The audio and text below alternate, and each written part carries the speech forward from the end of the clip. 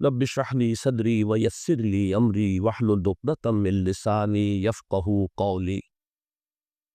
اللهم ربنا الهمنا رشدنا واعذنا من شرور انفسنا. اللهم ارحمنا بالقرآن العظيم. اللهم اجعله لنا اماما ونورا وهدى ورحمة. اللهم ذكرنا منه ما نسينا وعلمنا منه ما جهلنا وارزقنا تلاوته آناء الليل وآناء النهار واجعله لنا حجة يا رب العالمين آمین.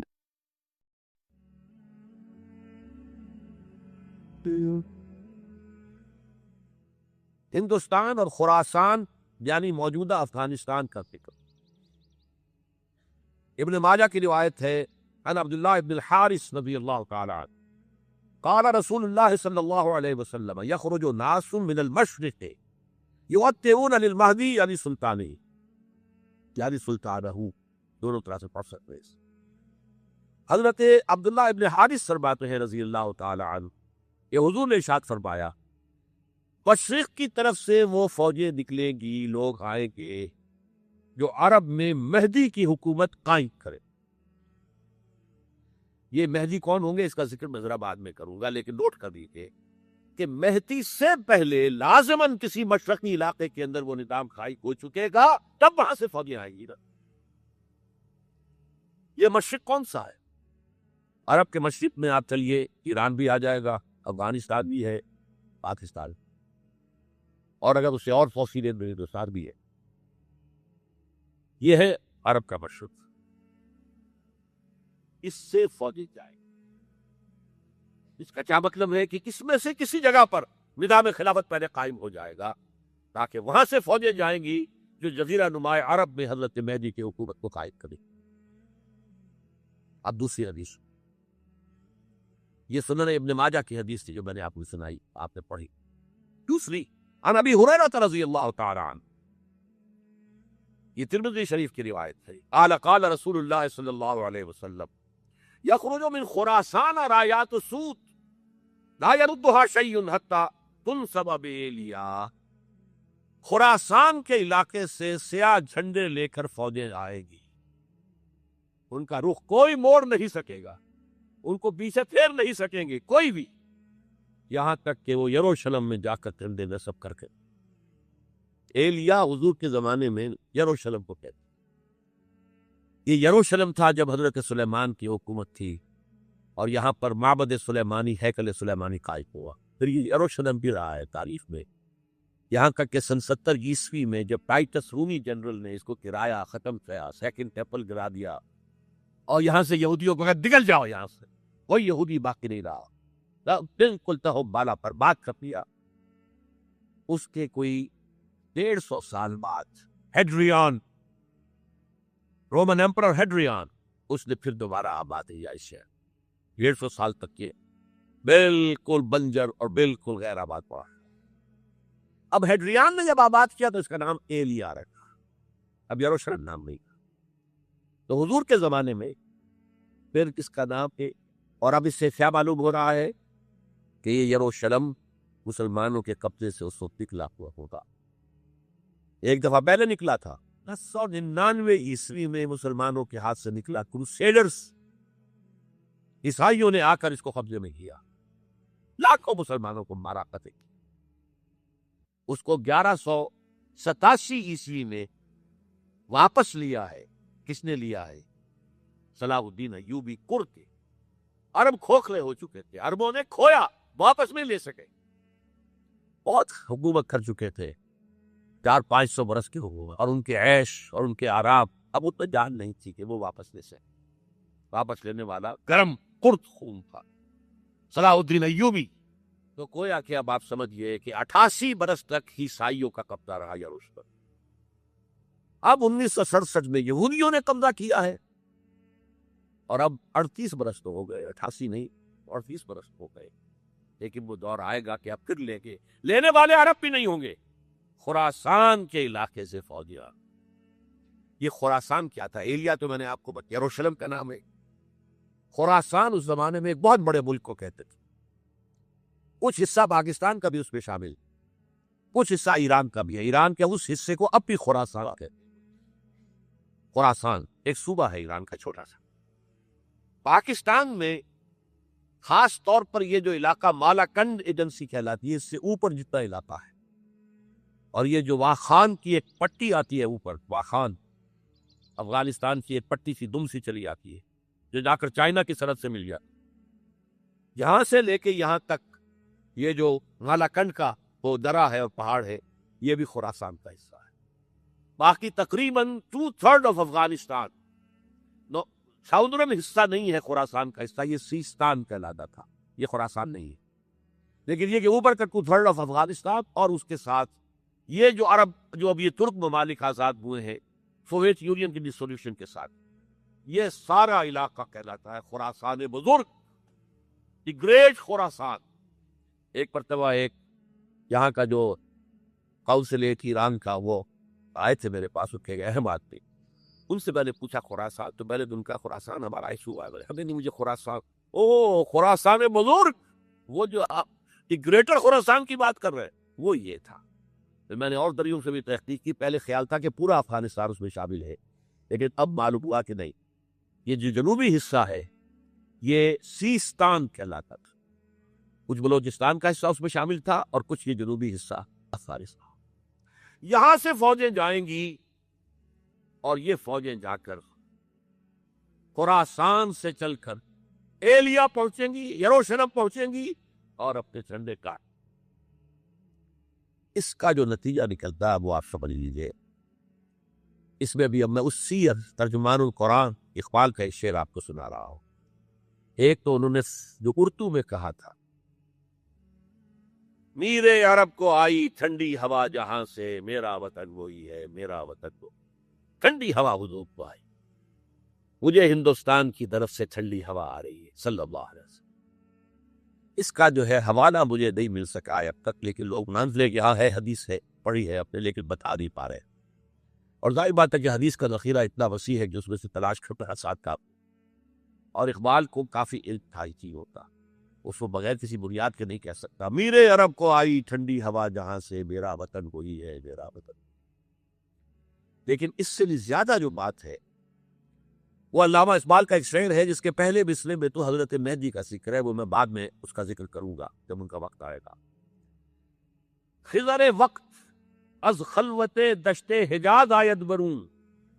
خضر وقت، وقت کا خضر، میرے نزدیک وقت کا مجدد حضرت مہدی، وہ خلوت حجاز سے باہر آئیں گے.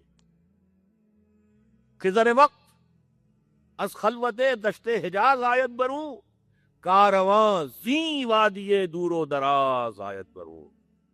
کارواں اس وادی دور و دراز سے چلے گا. یہ وادی دور و دراز کون سی ہے؟ وادی سندھ. وادی سندھ کا تصور پتہ نہیں آپ کو کیا ہے.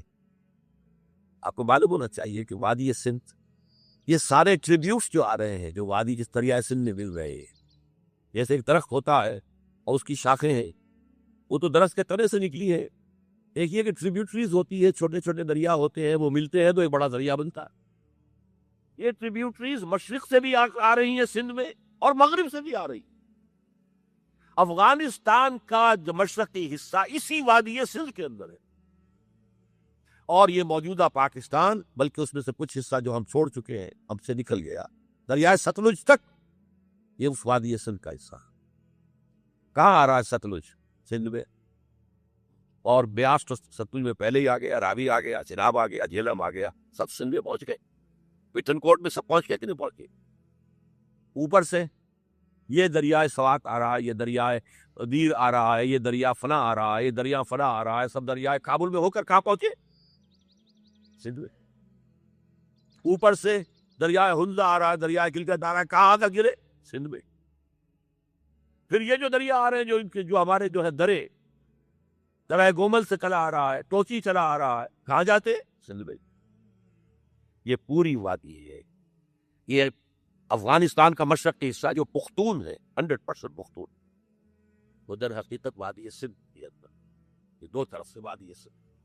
کارواں زی سے مراد ازیں، کارواں ازیں وادی دور و دراز آیت برو، فوجیں یہاں سے جائیں گی حضرت مہدی کی حکومت قائم کرنے کی. خضر وقت از خلوت دشت حجاز آیت برو، کارواں زی وادی دور و دراز آیت برو. یہ ہے اس سیل. حالانکہ یہی شخص ہے جو اپنے خطبات کے اندر نفی بھی کرتا ہے کہ یہ مہدی اور وہ یہ سب تصورات جو ہے یہ کوئی وہ صحیح نہیں ہے، اور یہ پرانی وہ روایات چلی آ رہی تھی، ہر مذہب میں تصور ہے، اس طرح کی بات کہی. جب عقل سے بات کرتا تھا اس میں ٹھوکریں کھاتا تھا. جب دل سے اس کے یہ سیلاب کے معنی چشمہ ابھرتا تھا دل سے اس کی شاعری کا، اس میں ہوتے تھے وہ حقائق جو ابد، اس پر جو اشفاق صاحب ہوتے تھے ہمارے ہاں، اشفاق احمد ادیب، ڈرامہ نگار تلقین شاہ، انہوں نے بڑی پیاری بات کہی. جنرل کا مذاق اڑایا تھا وہ زمان آئے وقت نے، بات بڑی پیاری تھی. اقبال ایک دن کا اقبال تھا، ایک رات کا اقبال تھا. دن کا اقبال فلسفی تھا، وہ اپنی عقل سے غور و فکر کرتا تھا. اس کا حاصل تو ہے وہ لیکچرز، خطبات، ان میں بہت سی باتوں پر علماء کو شدید اعتراض. ایک رات کا اقبال تھا، اسے الہام ہوتا تھا، سیلاب آتا تھا شاعری کا، اور وہ اقبال جو ہے اصل اقبال. اور اس کو کہا اقبال نے خود، ڈاکٹر یوئنگ ہوتے تھے جو پرنسپل تھے ایس سی کالج کے، ان کے نام سے یوئنگ ہال اب بھی موجود ہے نیلا گنبد چوک پہ، ایک ہاسٹل بنایا تھا انہوں نے، یوئنگ ہال. ایک دعوت میں سب جمع تھے، ڈاکٹر یوئنگ بھی تھے، علامہ بھی تھے. یوئنگ نے بڑا تیکھا وار کیا، یہ ڈاکٹر اقبال، ہم نے سنا ہے کہ آپ جیسا آدمی بھی وربل ریولیشن کا قائل ہے. دیکھو میرا مسئلہ سمجھ لیجیے، وطن واقعہ سمجھ نہیں آیا تھا. ایک ہے وربل، وہی دل لفظ، قرآن کے بارے میں ہمارا عقیدہ یہ الفاظ اللہ کے ہیں. ایک ہوتا ہے وہی، لیکن اس وہی میں لفظ جو ہے وہی کا نہیں ہوتا، بلکہ وہ انسپریشن کہلاتی ہے. کوئی بات آپ کے ذہن میں ڈال دی گئی، آپ نے اپنے الفاظ میں اس کو ادا کیا. تو یہ سمجھتے ہیں کہ وہی جو ہے یہ ہمیشہ وہی باللفظ وربل نہیں ہوتی. یہ عیسائیوں کا عقیدہ ہے. اور وہ عقیدہ کیوں بنایا ہے؟ اب ایک بات سے بات نکل رہی ہے، انجیلیں 100 سے زیادہ تھی، اب بھی کم سے کم 4 کو کینونیکل کہتے. تو ان چاروں میں اختلاف ہے، تو کون سی انجیل ہے؟ میں جب پڑھتا تھا میڈیکل کالج میں تو میں نے پٹگمری میں ایک بہت بڑا کمیشن ہے، تو وہاں پادری صاحب سے رجسٹر وائٹ جا کے میں نے کہا کہ which one of these is Bible. جواب آپ سنیے، ذہانت کا شاہکار ہے. none of them is Bible. Bible is in them. ان میں سے کوئی بائبل نہیں ہے، بائبل ان کے اندر ہے. یعنی جو مفہوم عیسیٰ کو وہ خدا سمجھتے ہیں اور ان کو اپوسلز کہتے ہیں، یہ نبی تھے، حضرت عیسیٰ کے رسول تھے، یہ متی ہوں یا جون ہوں جو بھی ہے، اپوسلز ہے. تو جو حضرت عیسیٰ نے ان سے کہا وہی کی، انہوں نے اپنے الفاظ میں اس کو ادا کیا ہے. لہذا علیحدہ ہو جائے گا معاملہ، جیسا کہ احادیث کے اندر ہے. تو اقبال سے کہا کہ اقبال، ڈاکٹر اقبال، میں نے سنا کہ آپ بھی وربل ریولیشن کے قائل ہیں. کہ بالکل، اور مجھے تو ذاتی تجربہ ہے، مجھ پر جو شعر اترتا ہے وہ الفاظ میں ڈھلا ہوا ہوتا ہے، میں تبدیلی کرنا چاہوں تو نہیں کر سکتا. چپ ہو گیا یوئی، اب آگے کیا بولے گا یوئی. تو بہرحال اقبال کا یہ شعر جو ہے رات کے اقبال کا شعر ہے، یہ اس اقبال کا جس کو الہام ہوتا تھا. خضر وقت از خلوت دشت حجاز آیت برو، کارواں زی وادی دور و دراز آیت برو. اب یعنی اب تک تو یہ ڈسکس کیا ہے قرآن، حدیث، سنت اور ایک ترجمان قرآن کے حوالے سے. اب آئیے عالمی حالات کے حوالے سے. عالمی حالات سے بھی معلوم ہوتا ہے کہ ایک عالمی ریاست تقدیر مبرم ہے. زمانہ تیزی کے ساتھ ادھر جا رہا ہے، جبکہ پوری دنیا کی ایک ریاست ہو، بلکہ بہت پہلے سے اس کا تقاضا پیدا ہو چکا ہے. دنیا اتنی چھوٹی ہو گئی ہے، آج آپ اسے کہتے ہیں گلوبل ولیج. یہ تو گاؤں کے معنی دے، اب کو فاصلہ نہیں رہا. امریکہ میں تاج پوشی ہو رہی ہے بش صاحب کی، اور کا منظر ہم بیٹھے دیکھ رہے ہیں، سارا کا سارا 12,000 میل دور بیٹھے ہوئے دیکھ رہے ہیں. دنیا کیا ہے؟ یہ تو ایک گاؤں ہے، شہر ہے. اور ایک عالمی ریاست اگر قائم نہیں ہوتی تو دنیا میں کبھی امن قائم نہیں ہو سکتا. لہذا دنیا میں امن کے لیے ایک عالمی ریاست ضروری ہے، اور اسی کے پہلے قدم کے طور پر وہ لیگ آف نیشنز جو ہے قائم کی گئی. کوئی تو ادارہ ایسا ہونا چاہیے جہاں دنیا کے سارے ممالک کے نمائندے بیٹھیں، سوچیں، غور کریں، فیصلے کریں. اگرچہ وہ جو بے ایمانیاں دلوں میں تھی، جو بدنیتیں دلوں میں تھی، انہوں نے ناکام کر دیا اسے، لہذا وہ مر گئی، ختم ہو گئی. ہاں، جنم دے گئی اسرائیل کو، اس کے وطن سے اسرائیل نے جنم لیا. اسرائیل نے نہیں، بالفور ڈکلریشن نے، کہ یہودیوں کو فلسطین میں آباد ہونے کی اجازت ہے. اچھا، جب وہ ختم ہو گئی تو تقاضا موجود تھا. کوئی ادارہ ایسا ہونا چاہیے بھائی، بیٹھے سب کے سب وہاں فیصلے کریں، ورنہ تو دو برتن کھڑک جائیں گے تو اس کے بعد وہ عالمی جو ہے ایک کنفرنٹیشن ہو سکتی ہے. تب یہ پھر دوبارہ یونائٹڈ نیشنز آرگنائزیشن بنی، اور اب وہ بھی دم توڑ رہی ہے، بیچاری کئی روز سے دم توڑ رہی ہے. اس لیے کہ عراق وار کے ضمن میں ایک پیسہ بھر بھی وقت نہیں دی بش نے یو این او کی حمایت یا مخالفت. کیا رہ گیا اس کو؟ ایسے کلب ہے، آؤ بیٹھے گفتگو کرو، اللہ اللہ خیر. جتنے ریزولوشن یو این او نے پاس کیے جنرل اسمبلی نے اسرائیل کے خلاف، سب کو ویٹو کیا ہے امریکہ نے. فائدہ کیا ہوا؟ جنرل اسمبلی کا فیصلہ کشمیر کے بارے میں موجود ہے 55 سال سے، اس پر عمل درآمد نہیں ہو سکتا. تو وہ در حقیقت جب عدل انسان کے اندر نہ ہو، اللہ پر ایمان اور یقین نہ ہو، آخرت کے محاسبے کا احساس نہ ہو، تو کوئی بھی آپ ادارہ بنا لے پھر ہو جائے گا. ایک زمانے میں، وہ بھی میرے زمانے طالب علمی کا ہے، جمعیت طلبہ والے جو ہے کراچی سے نکالا کرتے تھے اسٹوڈنٹس وائس، ایک انگریزی ہفت روزہ، اس میں لکھا تھا یو این او کا مطلب ہے یونائٹڈ نیشنز آرگنائزیشن نہیں، انٹائڈ نیشنز آرگنائزیشن. جو بدھی ہوئی نہیں ہے آپس میں، یہ نیشنز جو ہے ان کا کوئی آپس میں تعلق نہیں ہے، یہ آرگنائزیشن انٹائڈ، یونائٹڈ کی بجائے. اور آج اس کا منظر سامنے آ چکا ہے. لیکن تقدیر مبرم ہے، یہ march of history can not be stopped. چاہے نیو ورلڈ آرڈر آئے، چاہے جسٹ ورلڈ آرڈر آئے، آئے گا ورلڈ آرڈر، جس میں کوئی شک نہیں. گلوبلائزیشن ہو رہی ہے، ٹرپس کا معاہدہ ہو رہا ہے، یہ سارا جو ہے کدھر ہم سبق کر رہے ہیں، کدھر جا رہے ہیں؟ Towards a world state. اس عالمی ریاست کے قائم ہونے میں کمپیٹیٹرز کون کون ہیں؟ کون اپنا نظام قائم کرنا چاہتا ہے؟ اس کے لیے اقبال کے دو شعر. دنیا کو ہے پھر مارکہ روح و بدن پیش، مارکہ روح و بدن، روحانیت اور میٹیریلزم. دنیا کو ہے پھر مارکہ روح و بدن پیش، تہذیب نے پھر اپنے درندوں کو بارا. تہذیب کے درندے، یہ ہے مغربی قوموں کے لیے بہترین لفظ، تہذیب کے درندے. کہتے ہیں سیولیزیشن سیولیزیشن سیولیزیشن، اور جو درندگی وہ کرتے، وہی بھیڑی ہے، وہ درندگی نہیں کر سکے گی جو وہ کرتے. دنیا کو ہے پھر مارکہ روح و بدن پیش، تہذیب نے پھر اپنے درندوں کو ابھارا. اللہ کو بامردی مومن پہ بھروسہ، ابلیس کو یورپ کی مشینوں کا سہا. This grand confrontation is very soon to come, very soon to come, very soon to come. ایک طرف اللہ ہے اور مرد مومن، یہ دوسری طرف ابلیس ہے، اور اس کا سب سے بڑا ایجنٹ یہودی ہے، اور یہودیوں کے سپورٹرز عیسائی. یہ ہے دو طرفہ، یہ دو فریق. اور وہ میں آپ کو پہلے سنا چکا ہوں نظم. ابلیس نے کہا تھا مجھے نہ جمہوریت کا کوئی خطرہ ہے، نہ کوئی فاشزم سے خطرہ ہے، نہ کوئی اشتراکیت سے خطرہ ہے اگر کوئی خطر مجھ کو تو اس امت سے ہے جس کی خاک استر میں ہے اب تک شرارے آج. خال خال اس قوم میں اب تک نظر آتے ہیں، وہ کرتے ہیں اشک سحر کا حصے جو ظالم خزو. وہی خطرہ ہے جس کا ذکر کیا جب یو ایس ایس آر ختم ہو گئی، جس کے لیے نیٹو بنایا گیا تھا، جس کے لیے سیٹو بنایا گیا تھا، جس کے لیے سینٹو بنایا گیا تھا to contain U S S are.